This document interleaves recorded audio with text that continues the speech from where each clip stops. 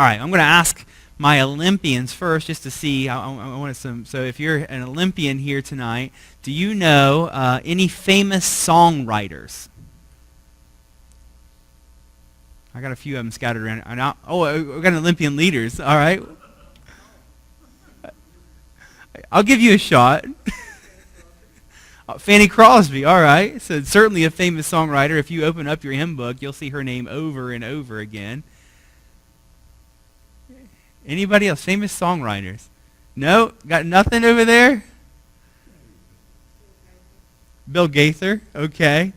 All right. Norm's trying to steal my thunder here. So, yeah, Norm. I suppose Gary's caught one too. So you're looking at it tonight, and maybe lots of different names come to mind. I thought maybe we'd get some popular songwriters today. I got nothing from you guys, so and that's okay. That's okay. When we look at the Bible, particularly the Psalms, it's important you understand that these Psalms were songs that were written to be sung. When sometimes you open up the Bible and you read it and you don't realize that from all 150 chapters were meant to be sung, and so they were written in that way. And this is a psalm of David, and so we know that David wrote this song. There's 150 psalms. David wrote 75 of them. All right. So when it comes to the amount of songs that were written, David penned a great number of songs that God saw fit to include in his hymn book, right? This is God's book for the church to sing. Now we don't sing it today because we don't know the music, right? And it was written in Hebrew, which would be difficult for us. So it's been translated for us into English. We don't know the tunes that were originally there. What we do know is music is powerful, right? It has a great deal of force behind it. It's interesting when you think about songs and music. People write songs as a way to express what's in their heart, what's in their soul. So it's a way of expressing a longing heart. But music and songs also reaches into a longing heart, right? So you have both aspects there, and that's what happens here in the Psalms.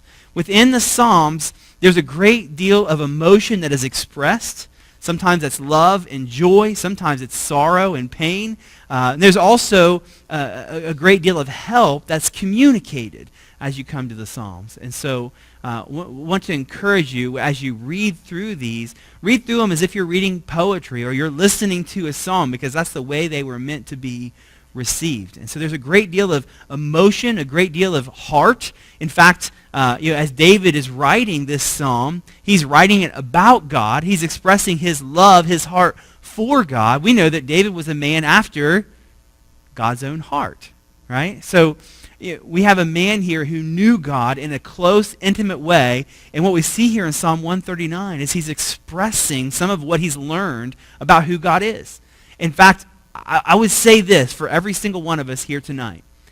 The most important thing about you is what you know about God. That's the most important thing, right? There's no greater pursuit in your life than to know God, right? This is it's the greatest pursuit, and it's one we can't fully reach, right? We can never fully know God. He's beyond what we can think. He's beyond what we can imagine, but it's worth our time and our pursuit to chase after him, to run after him. This is eternal life, according to John 17:3, to know God and Jesus Christ, whom he has sent. So if we're gonna experience the life that God intended, then it comes as we know him. And so David's going to write about that tonight, right? He's going to write about God. In fact, Psalm 139 is all about God. Sometimes these psalms are very introspective, and they're expressing some things that are going on in their heart, things that are going on in their life. But this, David's just sitting back, and he's thinking about who God is. What comes to your mind when you think about God? What comes to your mind when you think about God? Now, you don't have to answer that, but something does. Something immediately comes to mind when you think about him. Well, David's going to begin to think about God, and some of these truths about who he is are going to come out on the page. All right, so let's read this together. Psalm 139, we're looking at verses 1 through 6. O Lord, you have searched me and known me. You know when I sit down and when I rise up. You discern my thoughts from afar. You search out my path and my lying down, and are acquainted with all my ways. Even before a word is on my tongue, behold, O Lord, you know it altogether. You hem me in behind and before, and lay your hand upon me.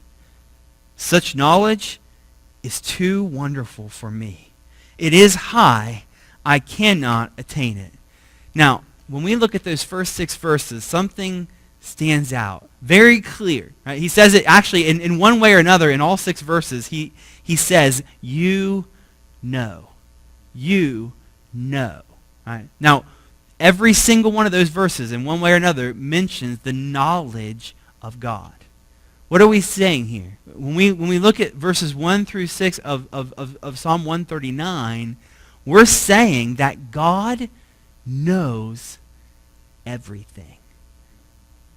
Now that's a major theme that we see here. God knows everything. Now I want you to, now again, I got my Olympians in here, so can any of my Olympians tell me what the big 50-cent word is for God knows everything? The theological word that we talk about. Anybody? It's a tough one. That's okay. I was wondering. I wasn't sure if you'd be familiar with it at all. All right, so let me have some of my adults. All right, the big word that we use to say that God knows everything. All right, omniscient. All right, now that's a big word, and it's really 2 different words. Omni is O-M-N-I. Omni means all. All right, omni means all, and then the second word sounds really familiar to something you take in school, right? And that's how you spell it. Omniscient. The next word is science. All right, so omniscience has the idea. Science means knowledge. Knowledge. Right? So when we talk about an omniscient God, we're saying he has all knowledge. You with me? God knows everything. In fact, if we wanted to define the idea of being omniscient, or the fact that God knows everything, we would simply say this: God has complete knowledge of everything. Listen to this: past, present, and future.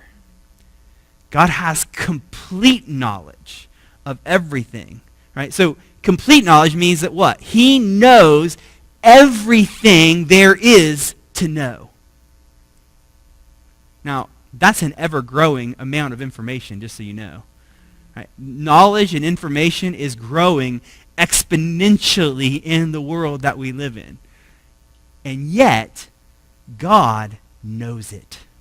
In fact, he's not learning it. Right? And God doesn't have to learn this information. He knows it. Right? Let me read to you from Isaiah chapter 40. God doesn't need a teacher. Right? Isaiah 40, verse 13, it says, "Who has directed the Spirit of the Lord, or as his counselor has taught him? With whom did he take counsel, and who instructed him, and taught him in the path of justice? Who taught him knowledge, and showed him the way of understanding?" Now, every one of those is a question that is a rhetorical question. Who taught God? And the answer is nobody. Why? Because he knows everything.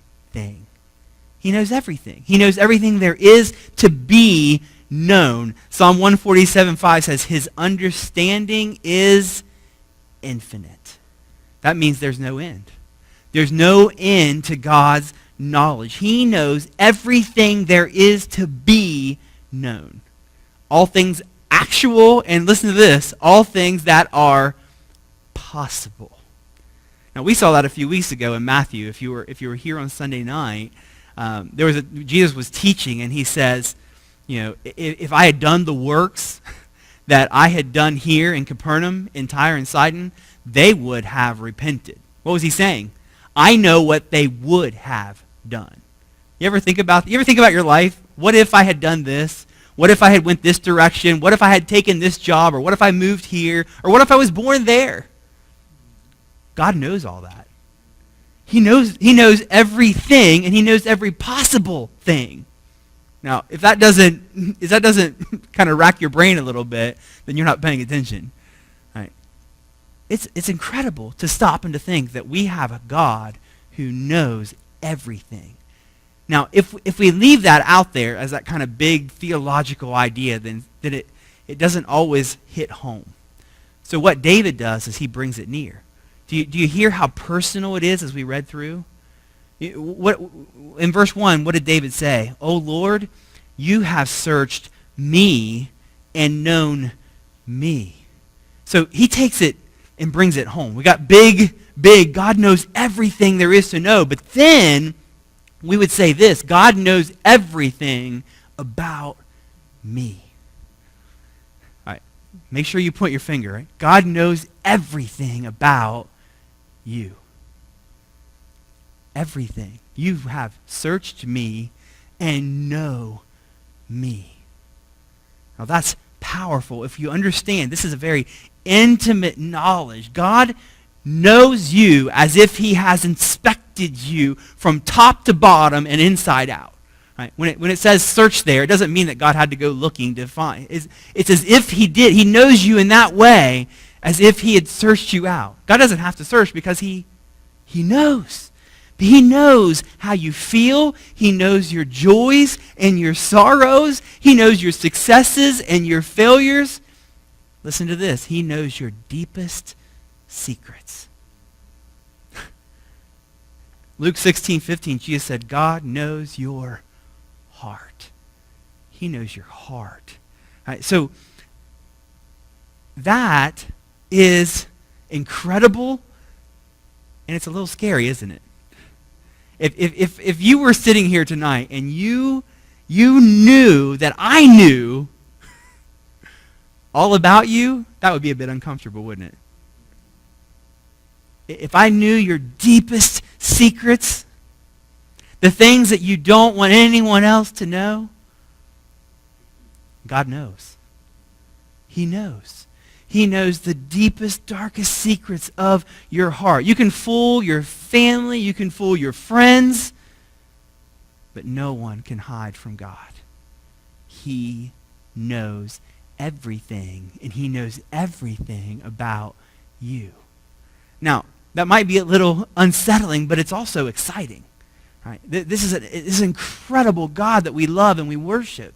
So when we say that God knows everything about me, notice he knows every action that we take, every intimate detail of our life. Verse 2 says, you know when I sit down and when I rise up. You discern my thoughts from afar. You search out my path and my lying down and are acquainted with all my ways. Well, he knows. I mean, when you sit down and when you get up, I couldn't tell you how many times I sat down and got up today. I didn't pay attention to that, but God knows. He knows the seemingly mundane, non-important things that go on in our life. He knows all about them. He knows all our ways, every action. I went home for lunch today, and I had a choice to make. We had leftovers for lunch. I had some chicken and broccoli in the refrigerator. Had some ham and eggs, or some peanut butter and jelly, right? So I had three options before me today for lunch. I had to make a choice. Did God know? Did God know what I was going to choose? I didn't know what I was going to choose when I went home. And so what if I went to choose the chicken and broccoli because that was the healthy option, and then I changed my mind and I had the ham and eggs, which is what I did. Right? Which is not terribly unhealthy. Right? If I made the worst choice, it would have been PB&J, right? Which I love. All three, Norm says. I've seen you eat, so I'm not surprised by that. Now, had I changed my mind, what would God have done? Oh man, I didn't see that coming. No, right? God knows. He knows everything about me. Every action that I have taken, I take. He knows what action I will take. and the things that I could possibly take. And I mean, it's an absolute, and understand there are those out there who don't believe this. They're wrong, okay? They're wrong. The Word of God is so very clear, but they would say that God doesn't know, right? That there's, that God started everything and he set things in motion, and yes, he's powerful, but he can't know everything. I mean, we could just change things up on him and surprise. No, God's never surprised. He's never sitting back going, man, I wish I'd have known that was going to happen. I would have done things differently. No, God knows every action that we take, every action that we're going to take. Did you see verse 4? Even before a word is on my tongue, behold, O Lord, you know it altogether. Now, let that sink in. You ever said something and you thought, where in the world did that come from? Or, that's not what I meant to say. You have something come out of your mouth, you just go, I didn't mean to say that. God knew you were going to say it, even if you didn't. Before the words ever come out of your mouth, he knew. Is that not incredible to you? What an amazing God here. Even before I speak it, it says, God, you know it altogether. Man, it would maybe cause us to think carefully about our words, huh?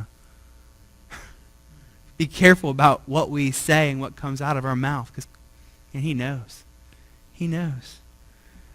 We saw in verse 2, it says, you discern my thoughts from afar. So he knows our actions. He knows our words. Oh, but look out. He also knows our thoughts. When it says it's from afar, it doesn't mean like he's at a great distance. The idea here is that he knows it beforehand. Right? Long before you know what your next mood or your next feeling or your next train of thought, God knows. You with me? Every word, every action, every thought, he knows everything, but he knows everything about you. Everything about you. To the point where we look at verse 5 and it says, you hem me in behind and before and lay your hand under me. What's the idea here? He knows everything that was and is and that will be. From behind and before, he knows it all. You hem me in. We can't get outside of God's knowledge. That's the picture that we see here. So how does David respond to that? Well, in verse 6, it's very clear. He says, such knowledge is too wonderful for me. I cannot attain it. It's more than I can handle. Now, we think of this God who knows everything and knows everything about me, and there's a little bit of an unsettling feeling we talked about, right? Because we want to be able to have secrets. We want to be in control, and there's some things we don't want known. But that doesn't work with God. He knows it all. And so this all-knowing was so much for David as he thinks about it. He simply says, it's too much. It's more than I can grasp. It's more than I can handle. And the truth is, we can't fully fathom all that he knows. But at the same time, there's a great comfort there, is there not? How many times do things come our way where we just feel like, man, I didn't see that coming. That took me completely by surprise. That just took my feet out from under me. Well, it may have surprised you, but God wasn't surprised. He knew. He knew. Now, I've been floored a couple times this week, just absolutely blown away by some things, but God knew. He knew. Nothing takes him by surprise. And so we can find great comfort. Whatever you're facing, whatever you're dealing with, God knew, God knows, and God knows how to handle it. Right? So an all-knowing and omniscient God knows how to deal with what you're facing. So where do we run? We run to him. We run to him. Now, All right, we're not going to stop. We're gonna go one more here. All right, so I knew we wouldn't get all the way through, so we're going to go halfway. So let's move on to our second picture here. David's talking about how he knows God and what he's learned of God. And so in verse 7, he says, "Where shall I go from your spirit? Or where shall I flee from your presence? If I ascend to heaven, you are there. If I make my bed in Sheol, you are there. If I take the wings of the morning and dwell in the uttermost parts of the sea, even there your hand shall lead me, and your right hand shall hold me. If I say, surely the darkness shall cover me, and the light about me be night, even the darkness is not dark to you. The night is bright as the day, for darkness is as light with you." And so we have some more questions. David's just sitting there, and he goes, "Where shall I go from you?" And he asks that a few times. Where can I go? Where shall I go? And he says, wherever I go, you are there. All right, so we see a second picture. So not only does God know everything, but God is everywhere. All right. So we got another big term. All right. Now, let's see if we can figure this one out. Okay. So we got, for our Olympians, we said that all is the word omni. All right. All is the word omni. So we know that our big word is going to start with that. Omni. All right. So God being everywhere would be omni. Anybody? Omnipresent. There we go. So omnipresent means that God is everywhere, all present. So if we're going to give a definition for omnipresent, it would just be God's ability to be present in all places at all times. Let that sink in. God's ability to be present in all places at all times. All right, so we say that very simply as just God is everywhere. God is everywhere. Now, that is difficult for us to grab a hold of, isn't it? Because we can't do that. We can't, even though some of us try and we think we can be in two places at once, we just can't do it. And yet God is, and understand, God is, it's not like you're spreading peanut butter out over a sandwich and so there's a little bit of God here and a little bit of God there. God is fully here. And he's also fully in Romania and fully in Zambia, Africa, and fully in Panama. God is fully present in all places at all times. So God was present Monday with you when that storm came through and the dark and the wind and the lightning and the hail and whatever else you saw on Monday. We were driving through it on Route 50 and it was a little scary. But God was there and here and wherever you're going to be tomorrow. Now, I can't fully understand that. But I believe it wholeheartedly. God is all present everywhere. Now, here's the thing. We got to make it personal again, right?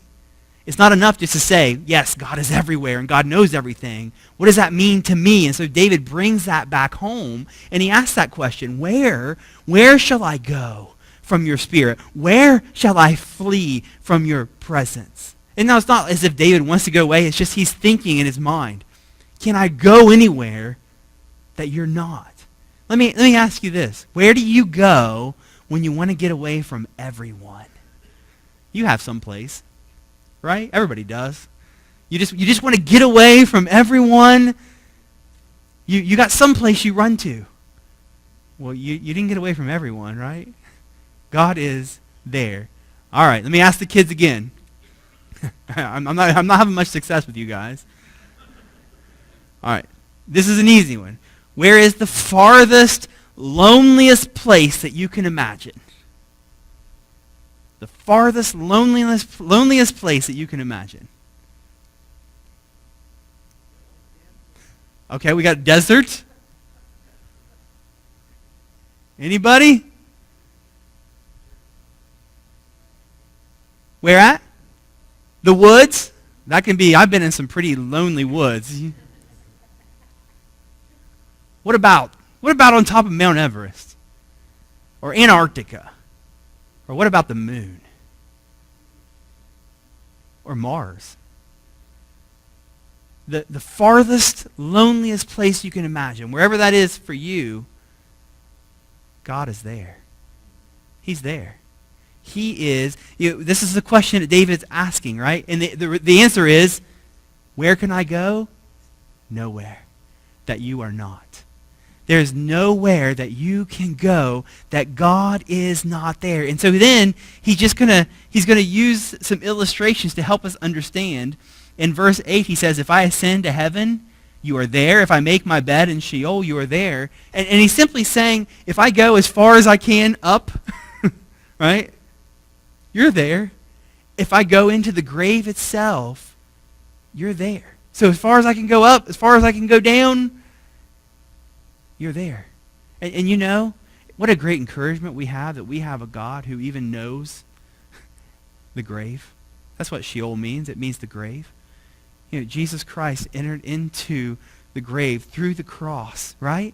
We have a God who, even there, he has been, right? And so we have this picture of a God who is to outer space, right? To the farthest reaches of the universe, to the lowest parts of the earth. And then he says in verse 9, if I take the wings of the morning and dwell in the uttermost parts of the sea, even there your hand shall lead me and your right hand shall hold me. Now, what do you think he's talking about when he says, if I take the wings of the morning? That's a strange term, isn't it? He's talking about the sun coming up, right? It's just poetic language. The wings of the morning, right? As the light dawns and spreads across the land, where does the sun rise? In the east, right? So from the east, as far as I can see, the light comes up over the horizon, and then he says to the uttermost parts of the sea. You have to understand geographically where they're at. They're looking out from Jerusalem over the Mediterranean Sea, and there's no end in sight. Right? You stood on the beach and looked out over the ocean, and you're just looking out as far as this. There's no end. So he's saying, as far as I see to the east, and as far as I see to the west, even there, I can't run. I can't hide from you. And man, when I read that and I think about the uttermost parts of the sea, it has a different meaning for us than it did for them, doesn't it?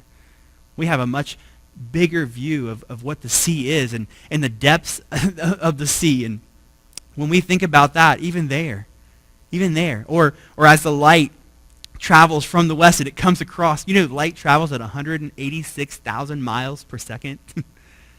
And he's saying, if you could travel with the light, you still couldn't get away. There's no distance that you can run that would take you outside of the presence of God. And so he says, distance can't separate you from God. And then he says, neither can darkness. Verse 11 says, if I say, surely the darkness shall cover me, and the light about me be night, even the darkness is not dark to you. The night is bright as the day, for darkness is as light with you.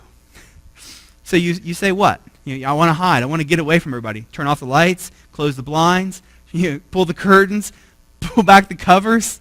You ever done any of those things? Right? Just trying to hide, trying to get away, right? We feel like if we're in the dark, then we're hidden. But what does he say?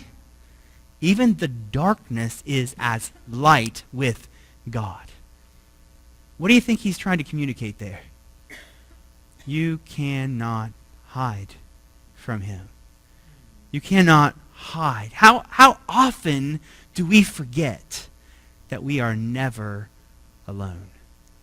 We're never alone. Even when you are in your place where you go to get away from everyone else, you're never alone. In your room, in your closet, in your basement, in your attic, wherever you go to hide.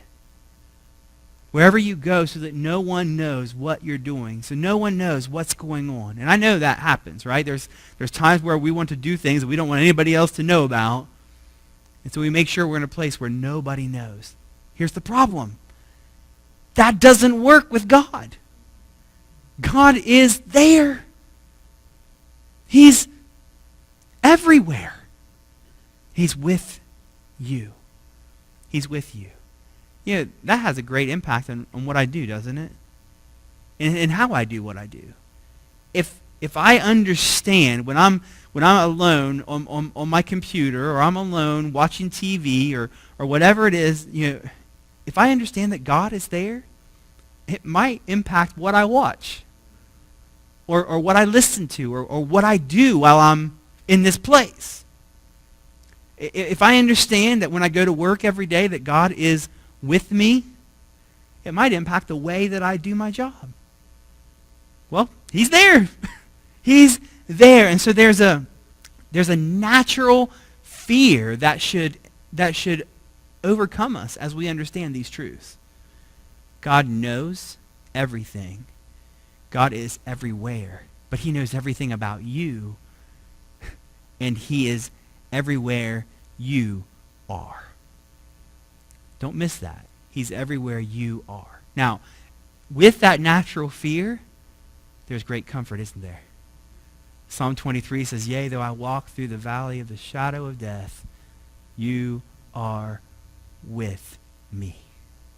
You're with me. He said, "I will never leave you nor forsake you. Lo, I am with you always, even to the end of the earth." Aren't you thankful for those promises? So yes, there's a natural fear and awe, but there's also a great comfort in knowing that we can never escape his presence, that he is with us. So God not only does he know how to handle what we're facing, but he is there with us when we face it. What a great encouragement. Psalm 16:11 says, "You make known the path of life. In your presence there is fullness of joy." In your presence. Well, if there's fullness of joy in the presence of God, and he is always with us, then it is possible for us to always experience the fullness of joy as we abide in him. Now, we're going to come back to this next week, but notice what this does for David as he thinks about these truths, and we'll finish with that. So he says, God knows everything. God is everywhere. He says, "Such knowledge is too wonderful for me," in verse 6. Verse 14, which is our memory verse, all right? So this is adults and kids. All right, this is not a hard verse. You can memorize it. Psalm 139, verse 14. We're going to be here for a couple weeks. You got 2 weeks to hide this in your heart. "I praise you, for I am fearfully and wonderfully made. Wonderful are your works. My soul knows it very well." What does David say as he understands these truths? Praise the Lord. Wonderful are your works. Right? It leads to praise. And that's what it should do in our hearts tonight. As we understand this God, it should cause us to praise and worship him. Verse 17 says, "How precious to me are your thoughts, O God. How vast is the sum of them." More than I can count. How precious are your thoughts to me, O God.